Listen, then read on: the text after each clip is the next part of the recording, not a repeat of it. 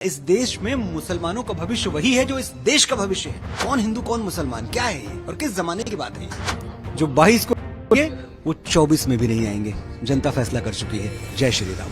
नमस्कार, आपके साथ मैं अदिति मान के साथ, जिनके शब्दों में इतनी ताकत है कि दुनिया भर में उनकी गूंज सुनाई देती है और उन्हें किसी तरह के इंट्रोडक्शन की जरूरत नहीं है। आप कह सकते हैं शब्द और वो दूसरे के पूरक में कह सकती हूँ मनोज मुंतशिर शुक्ला, जिन्हें बहुत जाना चाहा और बहुत बहुत स्वागत है राम की नगरी अयोध्या में। अवध में आनंद भयो।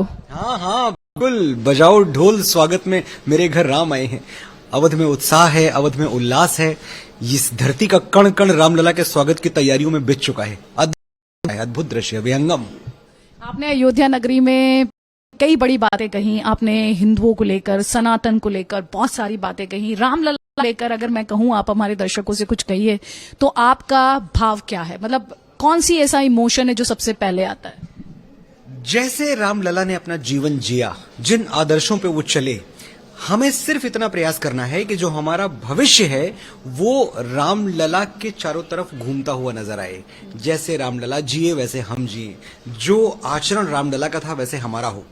अगर एक परिवार के तौर पे, एक देश के तौर पे, एक राष्ट्र के तौर पे हमें आगे बढ़ना है, हमें अपने सर्वश्रेष्ठ रूप में अभिव्यक्त होना है, तो आपके पास राम से बड़ा मॉडल, श्री राम से बड़ा नायक और रामायण से बड़ा फॉर्मूला आज तक नहीं है। आप मुझसे पूछें कि मेरे लिए राम कौन है, तो मैं कहूंगा राम वो पुत्र हैं जो पिता की एक बात पर सिंहासन त्याग कर वनवासी हो जाते हैं। राम वो पति हैं जो सिंदूर की सौगंध निभाने के लिए भालुओं और वानरों की सेना लेकर संसार के सबसे बड़े आतताई अत्याचारी असुर से टकरा जाते हैं। राम वो भाई हैं जो मूर्छित पड़े लक्ष्मण के सिरहाने बैठकर मृत्यु को चुनौती दे देते हैं कि आज या तो मेरा भाई आंखें खोलेगा या मैं भी हमेशा के लिए आंखें मूंद के यहीं सो जाऊंगा। राम मेरे लिए वो राजा हैं जिनके नाम पर इस देश में रामराज्य की अवधारणा है। राम वो राष्ट्र प्रेमी हैं जो अपने बाहुबल से जीती हुई सोने की लंका ठुकरा देते हैं क्योंकि अयोध्या की मिट्टी बुला रही थी। अपि स्वर्णमयी लंका नमे लक्ष्मण रोचते, जननी जन्मभूमिश्च स्वर्गादपि गरीयसी। ऐसा अद्भुत व्यक्तित्व, कितना कुछ सीखने को है।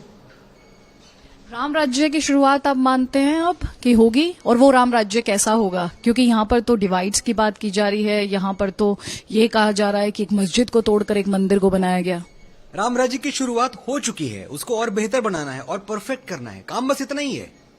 राम राज्य का शुभारंभ हो चुका है हमारे देश में। अब जैसे कि होता है, हम नया सीखेंगे, हम और बेहतर होंगे और इंप्रूव करेंगे। अब उतना ही होना है।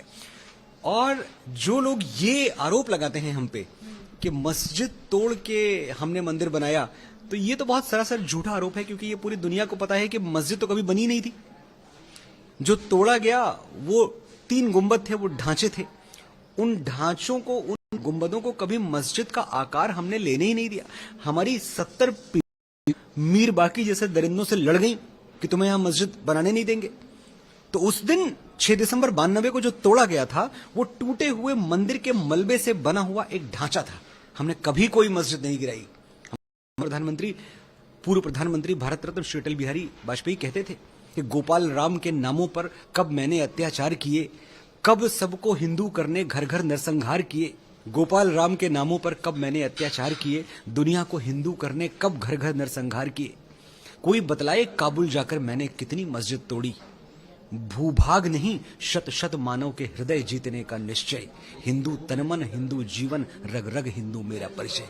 तो हमने कभी कोई मस्जिद नहीं गिराई, ना हम गिराएंगे। हम हर धर्म का सम्मान करते हैं, हर पंथ का सम्मान करते हैं। हमारे ऊपर जो ये आरोप लगते हैं, इनसे वेदना होती है कि ये दाग लगाने की कोशिश हम पे की जाती है। ये गलत है। तो जो अब ये लगातार आप तो सोशल मीडिया पर काफी एक्टिव रहते हैं, आप भी वो वीडियोस देख रहे होंगे जिसमें कहते हैं कि हम अपनी जनरेशंस को ये बताएंगे कि मंदिर से पहले मस्जिद थी, और वो ये कहते हैं कि जब हमारा दौर आए तो हम मस्जिद फिर से बनाएंगे। अरे भारत का दौर आना चाहिए भाई। मेरा और आपका, हिंदू और मुसलमान का दौर क्यों आए? भारत का दौर आना चाहिए। जब कोई कहता है, मैं देखता हूं कुछ लोग हैं जो कहते हैं कि इस देश में मुसलमानों का भविष्य क्या है। अरे भैया, इस देश में मुसलमानों का भविष्य वही है जो इस देश का भविष्य है। किसी पत्ते का, किसी टहनी का, किसी डाल का अलग से भविष्य नहीं होता। भविष्य पूरे पेड़ का होता है। अगर पूरा पेड़ हरा भरा है, पूरा पेड़ लहला रहा है, अगर भारत खुशहाल है, अगर भारतवर्ष दुनिया की 5वीं सबसे बड़ी इकोनॉमी बन चुका है, अगर आपका भारतवर्ष अगले 2-3 सालों में $5 ट्रिलियन की इकोनॉमी बनने वाला है, तो सबका भविष्य उज्जवल है। उसमें कहां आप बांट के देख रहे हैं, कौन हिंदू कौन मुसलमान, क्या है ये और किस जमाने की बात है ये? कि जो मेजॉरिटी है वो खुद को असर्ट करती है और जय की बात की जाती है, कहा जाता है कि अल्पसंख्यकों को टारगेट करने के लिए जो एक उद्घोष था उसे एक नारा बना दिया गया। अगर आप इसको ऐसे परसीव करते हैं तो मुझे बड़ा दुख है, आपकी समझदारी पे मुझे तकलीफ हो रही है। जय श्री राम हमारे आराध्य हैं भगवान श्री राम, हम जय श्री राम जीवन भर बोलते रहेंगे। हमें अधिकार है, हमारा जन्मसिद्ध अधिकार है, हमसे कोई अधिकार छीन नहीं सकता। रही बात हिंदू सुप्रीमेसी की, तो हिंदू सुप्रीमेसी इस देश में दिखाने की जरूरत क्या है? हम 100 करोड़ हैं और 100 करोड़ होने के बावजूद हमने कभी अपने आप को कहीं फोर्स नहीं किया, हमने कोई जबरदस्ती नहीं की। 134 साल हम अपने आराध्य का इंतजार करते रहे, न्यायालय के आगे गुहार लगाते रहे। दुनिया के किसी और कोने में मेजॉरिटी इतनी बड़ी होती तो क्या ऐसा होता कि उनके आराध्य को उनके मंदिर से निकाल दिया जाए? और उसके बावजूद 100 करोड़ लोग प्रतीक्षा करते रहे, हाथ जोड़ के, मुक्का तान के नहीं, हाथ जोड़ के।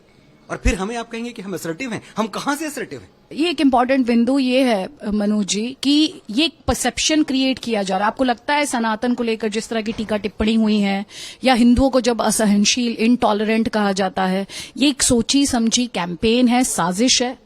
ये साजिश थी, लेकिन इतनी कमजोर थी कि एक्सपोज हो गई। अभी सबको पता है कितना झूठ कितना सही, कितना सफेद, सब समझ चुके हैं। तो मुझे लगता है अब ये लोग बहुत दयनीय स्थिति में हैं।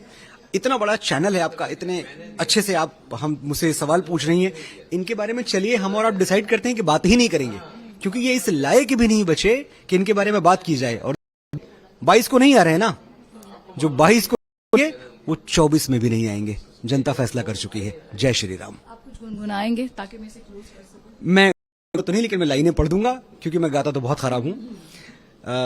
जन्म जन्म की राम से चल के राम पे आए, प्रेम कोई हम और न जाने, राम से रूठे राम से माने, राम सिया कहानी, एक है चंदन एक है पानी। बहुत बहुत शुक्रिया मनोज जी कि आपने टाइम दिया है मुझे, उसके लिए आभार और धन्यवाद। धन्यवाद अदिति, और अगली बार हम और फुर्सत से बात करेंगे, ये मेरा वादा है आपसे।